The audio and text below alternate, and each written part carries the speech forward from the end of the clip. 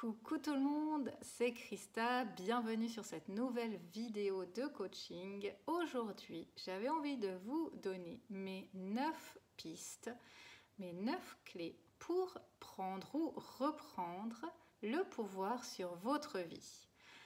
C'est une problématique que je rencontre souvent dans mes accompagnements de coaching et j'avais envie aujourd'hui de vous partager 9 clés avec des questions concrètes de coaching pour vous aider à travailler sur le lead, pour reprendre le lead de votre existence, de votre vie. Alors, mes 9 pistes. Déjà, j'avais envie de commencer par une image très intéressante que j'avais entendue d'Isabelle Padovani, qui disait « À qui est-ce que l'on a donné notre télécommande, la télécommande de notre vie ?» Donc, posez-vous cette question en introduction à cette vidéo. À qui est-ce que vous avez donné la télécommande de votre vie? Est-ce que c'est vous qui avez eu la télécommande ou est-ce que vous l'avez donnée à quelqu'un d'autre ou à plusieurs autres personnes? Voilà une première question. Alors, mes 9 pistes. Première piste, celle de vous donner la priorité. C'est vraiment essentiel de se donner la priorité. Souvent on entend, surtout si on a une famille, des enfants, que c'est égoïste de se donner la priorité. Et puis c'est clair qu'on est on a beaucoup de choses à penser, d'organisation, de gestion, de travail à la maison, etc. Et puis on s'oublie, on ne s'est même pas rendu compte qu'on s'était oublié. Et puis au fil des années, un peu en regardant en arrière, on se dit waouh, mais qu'est-ce que j'ai fait pour moi? Qu'est-ce que je fais pour moi? Vraiment, je fais tout pour les autres, mais qu'est-ce que je fais pour moi? Donc c'est ma première piste. Te donner la priorité et te poser cette question. Est-ce que tu te donnes la priorité? Et sinon, qu'est-ce que tu pourrais faire comme premier pas pour toi, pour te donner cette priorité? Ma deuxième piste, c'est celle de ne pas te poser en victime. Ça, c'est de nouveau complètement inconscient. Tu as peut-être déjà entendu parler du fameux triangle de Karpman, où il y a la victime, le sauveur, le persécuteur. Eh bien, moi, longtemps, j'étais dans la posture de la victime. Je trouvais toujours des choses extérieures qui étaient responsables de ce que j'étais, des personnes, des situations, et puis finalement je me posais en victime. Et en étant victime, on ne prend pas la responsabilité de sa vie, on ne vit pas pleinement son existence. Donc je te pose cette question ici, pour cette deuxième piste, de quelles sont les situations où tu te poses en victime, les situations où tu te dis que c'est de la faute d'une personne ou que c'est de la faute de ce qui s'est passé si. Tu peux te poser ces questions. Ma troisième piste, c'est celle qui va avec aussi pour moi la posture de victime, c'est dans le triangle, c'est celle du sauveur. Je sors du rôle du sauveur. Pendant très longtemps, et de nouveau aussi très inconsciemment, j'étais dans ce rôle du sauveur où il fallait aider tout le monde. J'étais spécialement dans ce rôle du sauveur, de vouloir sauver l'autre dans mes relations de couple, où forcément, en étant dans ce rôle-là, on arrive toujours à une situation d'ennui ou dramatique, souvent aussi de dépendance, parce qu'on est dans ce triangle, on est sauveur-victime, on est dans les deux pôles, et puis finalement il n'y a pas du tout d'équilibre ni de stabilité. Donc est-ce qu'il y a une personne autour de toi que tu essayes à tout prix de sauver? Pose-toi cette question. Est-ce que tu es dans cette posture du sauveur? Ensuite, ma quatrième piste, c'est celle d'assumer tes actes, tes actions, tes choix. J'aime beaucoup cette citation de Sartre qui dit qu'on est la somme de nos choix.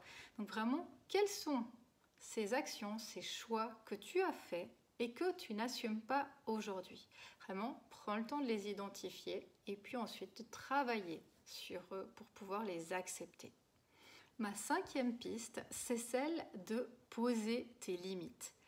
Souvent, quand on n'est pas bien dans une situation, c'est qu'on a laissé l'autre dépasser ce qui était tolérable pour nous, pour plusieurs raisons. Peut-être parce qu'on n'est pas capable de mettre des limites, peut-être parce qu'on ne sait pas quelles sont nos limites. Donc déjà, identifier qu'est-ce qui est tolérable, qu'est-ce qui est acceptable pour toi, puis mettre ses limites. Et puis oser dire non, oser dire stop, tout ce qui est affirmation de soi, hein, poser ses limites clairement face à l'autre. Je dis toujours, et c'est pas facile à entendre, que quand quelqu'un transgresse nos limites, c'est qu'on l'y a autorisé. Donc vraiment, nous on est dans la pleine responsabilité de ce qui nous arrive. Alors, qui sont ces personnes qui transgressent tes limites? Quand est-ce que ça arrive? Comment est-ce que ça arrive? Et comment toi, tu pourrais mettre une limite avant ou plus claire face à ces limites? Ça, c'est quelque chose d'important que tu peux travailler. Ma prochaine piste, la 6e, c'est celle de transformer mes adversités en opportunités. Là, tu peux regarder une vidéo, la précédente, qui est sur ce sujet. C'est vraiment de revenir sur ces épreuves que tu as vécues, qui sont difficiles, qui sont terribles, qui existent et que je ne minimise pas, hein, mais qui sont vraiment à voir avec un autre regard. À voir qu'est-ce que cette épreuve que j'ai vécue, qui était difficile pour moi, cet échec que j'ai vécu, m'a appris sur moi aujourd'hui. Quelle personne je suis grâce à cette épreuve? Et ça, c'est vraiment un très très bel exercice que tu peux faire pour pouvoir avancer et transformer ces adversités en opportunités. Et tu peux revoir la vidéo pour t'aider si tu en as besoin. Ma 7e piste, c'est celle de t'éloigner des personnes toxiques. Les personnes toxiques, c'est ces personnes qui te bouffent ton énergie d'une manière ou d'une autre. Il y a toute une liste de personnes toxiques, hein, et on dit qu'on est l'ensemble des 5 personnes avec qui on passe le plus de temps. Donc tu peux déjà te poser la question, qui sont les 5 personnes avec qui je passe le plus de temps? Et est-ce que parmi ces 5 personnes, il y a des personnes qui seraient toxiques pour moi? Tu le sens, hein, quand tu es avec une personne toxique, tu as ton énergie qui n'est pas bien après, tu ne te sens pas bien avec elle, tu n'es peut-être pas très heureux de la voir. Donc vraiment, tu arrives à les repérer dans ton corps, hein, avec ton intuition, ton ressenti. Donc vraiment, repère ces personnes et puis ensuite, tu pourras t'en éloigner, prendre de la distance ou couper avec ces personnes selon les situations et les stratégies. Ma 8e piste, c'est celle d'être bienveillant ou de rester bienveillante avec toi-même. Souvent, on est très très dur avec nous-mêmes. On ne se permettrait même pas d'être comme cela avec des personnes extérieures. Donc vraiment, pose-toi la question. Comment est-ce que tu te traites? Est-ce que tu es dur avec toi? Est-ce que tu te traites mal? Si c'est le cas, apprends à t'aimer. Apprends à être bienveillant avec toi. Apprends à accepter que tu peux être imparfait, que tu peux avoir commis des erreurs. Vraiment, ça c'est important. Et puis ma dernière piste, c'est celle de suivre ton intuition. Notre intuition, c'est notre boussole intérieure. On a tous de l'intuition. Cette petite voix qui est là, qui nous guide, hein, la voix de notre cœur.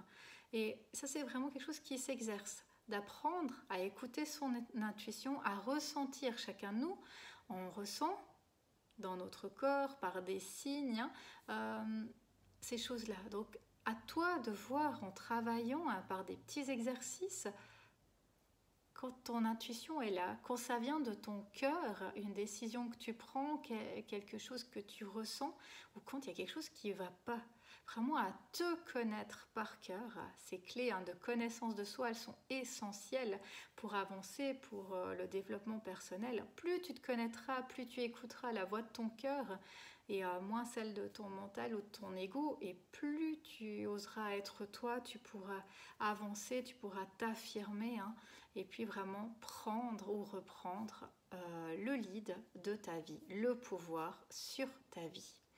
Donc voilà mes 9 pistes de travail sur le pouvoir, reprendre le pouvoir de ma vie. Donc moi, ce que je t'invite à faire à la fin de cette vidéo, après avoir répondu aux diverses questions que je t'ai posées, c'est de te demander, parmi les 9, laquelle aurait besoin d'être travaillée le plus rapidement, qui est la principale, qui te pose problème aujourd'hui pour reprendre le pouvoir dans ta vie. Et puis, de poser une action, un objectif, une première marche, un premier pas pour avancer et pour reprendre le pouvoir de ta vie. Alors, quelle est cette piste que tu choisis et quel est cet objectif que tu te poses à la fin de cette vidéo pour avancer et reprendre le pouvoir sur ta vie. Donc voilà pour cette vidéo. Je te remercie de l'avoir écoutée, d'avoir été là avec moi. Tu retrouves dans les liens mon adresse, également un e-book que tu peux télécharger pour aller plus loin avec 7 jours de défi qui pourront t'aider à reprendre confiance en toi, à reprendre le pouvoir de ta vie, à oser être toi et déployer tes ailes en utilisant ton plein potentiel. Et moi, je me réjouis de te retrouver sur une prochaine vidéo. À bientôt!